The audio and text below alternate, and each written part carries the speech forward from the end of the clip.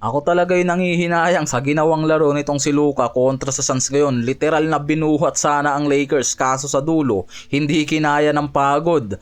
Binuhat na nga ang buong team, gusto pa yatang manalo. Si Luka may 38 points, 5 assists, 11 rebounds sa games na yan. Si Reeves humina bigla ang offensive contribution niya sa game.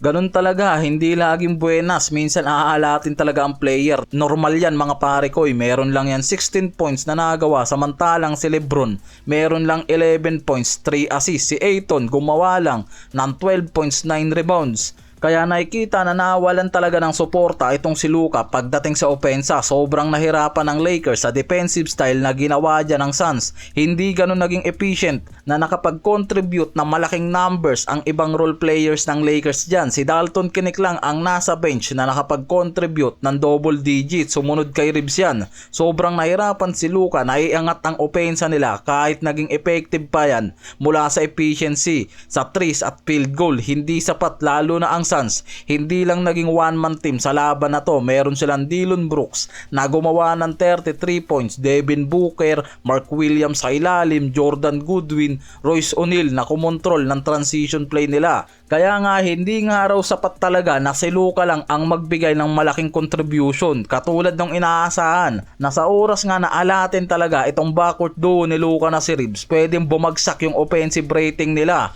At yung efficiency, pwede sana kung may gumana pa sa bench nila kaso wala ring gumana. Pwedeng sabihin natin na inalat ang Lakers sa game na to, pero ang pinaka-point dyan, sobrang naging effective ang depensa ng Suns para pigilan ang tatlong core dahil alam ng Suns kung sino talaga ang pipigilan sa Lakers. Isa talaga sa kahinaan ng Lakers ang team na may solid na depensa at physicality at may mga elite guard stopper tulad nga dito kila Brooks na sobrang sinira yung laro nitong si Luka, Lebron at Reeves. Ang isa sa pinakadahilan dyan, lumabo ang Lakers sa third quarter game dahil sa third quarter kasi na-outscore ang Lakers ng Suns mula sa 36-18. Malaking swing sa points ang nagawa dyan ng Suns kaya lalong lumobo yung lamang ng mga yan at nakuha nila ang momentum sa third quarter hanggang pumasok na yung fourth quarter game.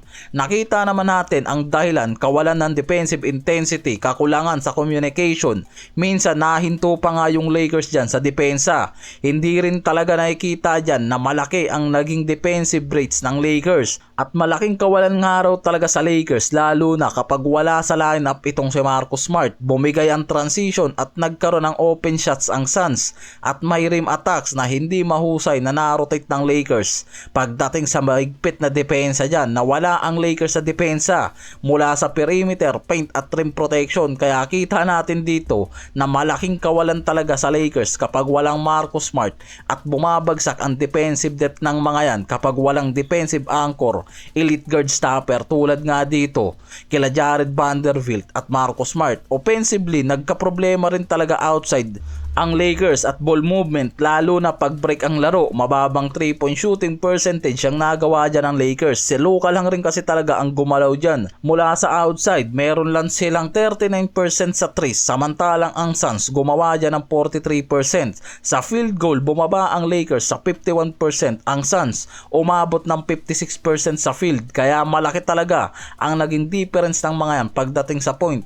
Kapag bumigay ang depensa at shooting, kahit may malakas pa na players, nahihirapan na makabawi yung mga to. Ang Suns kapag kumpletong araw ang lineup, mabilis silang nakaka-recover at nakakakuha ng rhythm. Katulad na lang dito na dahilan kung bakit nagawa ng mga to talunin ng Lakers sa mismong home court pa ng mga to. Tanggal na rin ang win streak ng Lakers. Tinalo sila ng Suns sa unang pagkakataon na to.